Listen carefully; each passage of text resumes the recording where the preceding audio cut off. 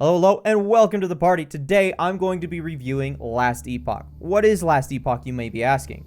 Last Epoch is an ARPG that is currently in early access. At the time of this review, people have rated the game mostly positive on Steam. I first heard about this game as a title people were playing while waiting for Diablo 4. Not only that, but the game is getting massive praise for its mechanics, itemization, and its all-around ability to make just about any build work to your advantage. Some people have even gone as far to call this the PoE killer.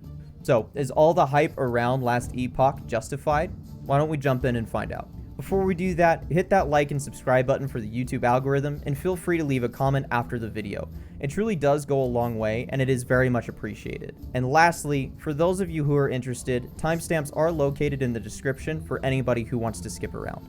Starting with the new player experience, as a new player, you will quickly find yourself with a set of abilities that are explained in good enough detail to where you can pick up how things are supposed to work together fairly easily. You do get tooltips in the game that guide you towards success, and I would say, for the most part, the tutorial part of the game does its job in making sure you know how the game works. As you level up, not only do you get passive abilities towards your character, but you can also choose skills you want to specialize in as you level up through the game. When you choose a skill specialization, that will unlock a talent tree for that specific skill, and this is where you will make your build your own. Right out the gate, I can tell you there's a lot of diversity here, and even if you make a mistake in how you talent a specific skill, you can actually still make those mistakes work in your favor, most of the time. Some of the tooltips as it relates to talent trees, respecking, and passive abilities are not very clear and can be very confusing to understand. Players should be aware to read each passive ability very carefully on your first playthrough, or else you may end up putting points in areas that completely negate what you've skilled into prior. Now that said, there is a respec system in the game for players to take advantage of in those situations, and the good news here is the respec system is pretty much free. However, in my opinion, this system is also not explained very well.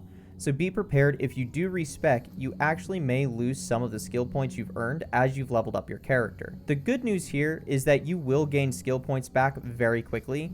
However, personally, I'm just not a fan of losing progress because I made a mistake within a system that, to me, wasn't explained well enough to set me up for success. So let's move on to the mechanics. Right out the gate, I actually want to congratulate 11th Hour Games on the overall smoothness of play that Last Epoch has brought to the table. Of course, keep in mind, this game is still in early access and things are not perfect, but on the same note, as an early access game, they've done a great job in making things feel responsive and tight. Most developers will spend years to achieve this level of gameplay. With Last Epoch being in development since 2017, I would say that what they've done with the mechanics of this game, as it stands today, is very impressive and should be recognized as a major win and achievement for the development team. For me, the game felt so responsive that I actually struggled to put it down. There's not many ARPGs on the market right now that feel this polished in terms of movement and combat ability, and this just made the game fun to play. This was easily one of the best parts of my overall experience playing through Last Epoch for the first time, and it gets me excited to see what 11th Hour Games will bring to the table in the future for this title. If this is where we're at with Last Epoch while it's still in early access, I do believe this game will be a serious competitor in the ARPG market in the very near future. So let's talk about the story. The story of Last Epoch is interesting. Long and short of it, you are a time traveler and you must go back and forth between past and future to ensure that the timelines that have already been established do not fall to the void. You will find many enemies throughout your adventure, such as the Immortal Empire, the Void, Raya, and many others. Conceptually, this plot is amazing, but ultimately does fall short playing through the game. Now, admittedly, I did steamroll my way through the campaign, but only because I didn't find the actual story very captivating. It's difficult to pinpoint exactly why this story was not able to hold my attention. Maybe it's because the time travel / multiverse trope has been used so much recently that it just personally doesn't interest me anymore, or maybe it's because only half the story is voice acted. It might even be because the plot holes that come with time travel stories were never explained or even addressed. I feel like that part of the fun with time travel stories is knowing how the writers are going to overcome the paradoxes within their own timeline, and that just wasn't there. I would say if you're looking for a game with a good story behind it, Last Epoch is not the game for you. I hope as time goes on, the developers can address some of these issues with their story, because I do like the idea of playing as a time-traveling necromancer or a time-traveling paladin. At the end of the day, the story is just not there, and it's something that I think people should be aware of before they jump into this game. Okay, let's go ahead and jump into the bulk of this review. Right out the gate, I'm going to let you know what I'm about to talk about is going to be hit or miss for a lot of people. The reason why is because the ARPG genre these days has many ways to diversify their items and how it can transform the way you play the game. Last Epoch takes a somewhat similar approach to Diablo 2 with just a few twists that add to the experience. You're not going to find anything like what you might see in Diablo 3, and in general, I think that's a good thing. Instead, what you will find are items that boost your stats, resistances, and sometimes may give you +1 or +2 to a certain skill, which will boost the power of the overall build you're currently running. This is great because that means you don't have to go find a 0.001% drop chance unique in order to compete with the best builds in the game. You can find a really good rare, upgrade it, and use it through your entire playthrough if you're lucky enough. For example, I found an item at level 12 that was so good in fact, I ended up using it all the way to the end game and it didn't get replaced until I was level 70. For some, that might take away from the experience, but for me, this was nice. It helped me feel powerful through my entire playthrough, especially since RNG of uniques is pretty bad. And what I mean by that is pretty straightforward. As you're playing through the campaign, do not expect to get unique items that are for the class you're running. I did a playthrough as a necromancer, and through my time in the campaign, I had a total of 22 unique items drop, and out of those 22 items, I got one belt I could use as a necromancer at level 16. It was pretty quickly replaced and long forgotten within about an hour. Now at the end of the day, I know RNG is RNG, and I may have just gotten extremely unlucky, but after asking around, this seems to be the case for a lot of other people as well. It almost seems like the developers went out of their way to ensure that the unique items that drop for you in the campaign are specifically for classes that you are not playing. Again, I don't know if that's the case, but it truly does feel that way, and I think that's an issue. The drop rate of uniques in the game is perfect in my opinion. They are rare, and when one does drop for you, you get very excited and you're given a sense of hope that it could be something powerful for you. But time and time again, you are left disappointed because it's a pair of gloves for a rogue or a pair of boots for a druid and you're playing a paladin. I think that would be fine every so often, but when it's 22 times in a row, I find that to be a bit silly. Because of this, I think the developers would see major benefit to the replayability of their title if they enabled class-specific loot. Now, I do want to point out, once you hit the endgame, you can farm for specific unique items, so there are mechanics in the game that help a lot with that RNG. However, one thing I try to do in my reviews is play through a game without a guide, and because of this, I have to look at these mechanics from the perspective of someone who's trying to do the same. For these reasons, I think the unique items in the game could use some tweaking. Not for the drop chance, not for what they do for you, but for the emotional roller coaster you go through when a unique item does in fact drop for you. In short, it is extremely discouraging. Now, there is a crafting system in the game called the Forge. I think the Forge system in the game is great. Towards the end of my playthrough, I found myself spending a lot of time in the Forge to see how powerful I can make my gear. I absolutely loved this system. Now that said, I will say it was a bit odd to pick up. The Forge system is somewhat explained to you in the game, but the explanations suffer from the same issues as the tooltips with your passive abilities do. It's not explained very well.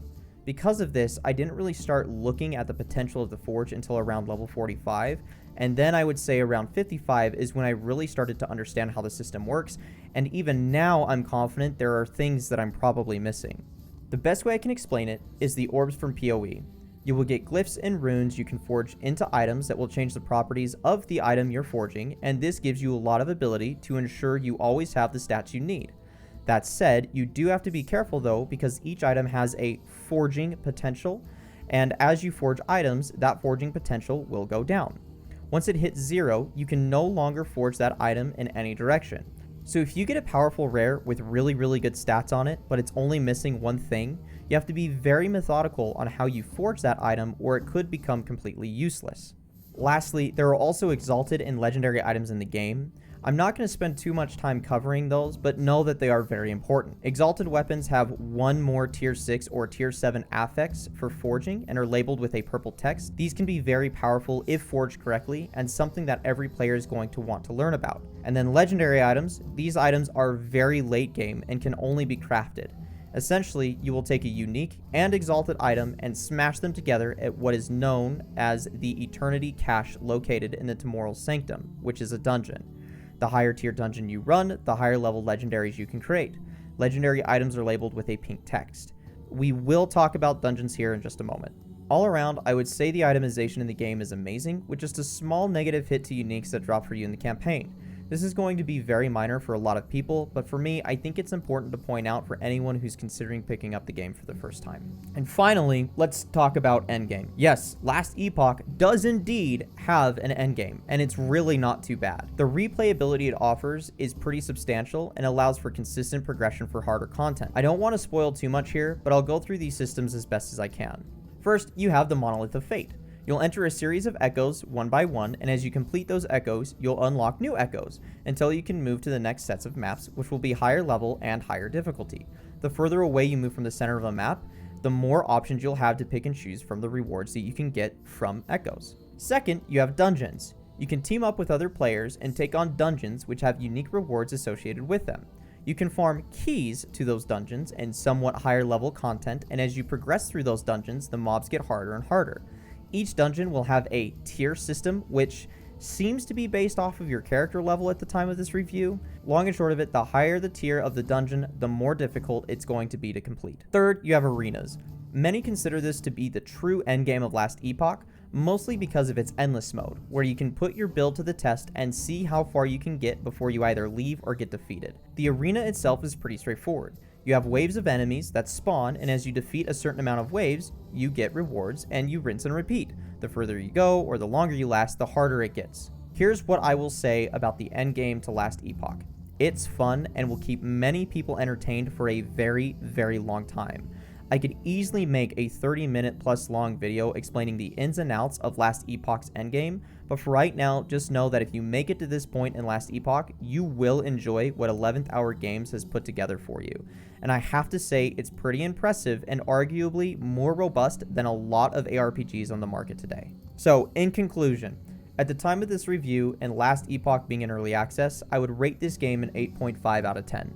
With very minor critiques associated with RNG drops in the campaign, the story needing to be a little bit more cohesive, and the tooltips needing to be reworded just a bit, in general, this is an incredible title with phenomenal gameplay mechanics, great itemization, and an endgame that could easily keep you entertained for months. I think many people should consider picking up Last Epoch, as I could easily see this becoming the mainstay for a lot of people as it relates to the ARPG genre. But also, if you're looking for something to hold you over for the next few months while you wait for Diablo 4, this is a game that could easily do that for you. Just be warned, you may get more than what you're asking for, and by the time Diablo 4 comes out, I wouldn't be surprised if many people watching this video decided to stick with Last Epoch as their mainstay for an ARPG. Now, wrapping things up, and before we jump into the end of this video, there are a few more things that I want to talk about before closing things out. One is the character customization. Right now, there is none, meaning not only can you not change the way your character looks, but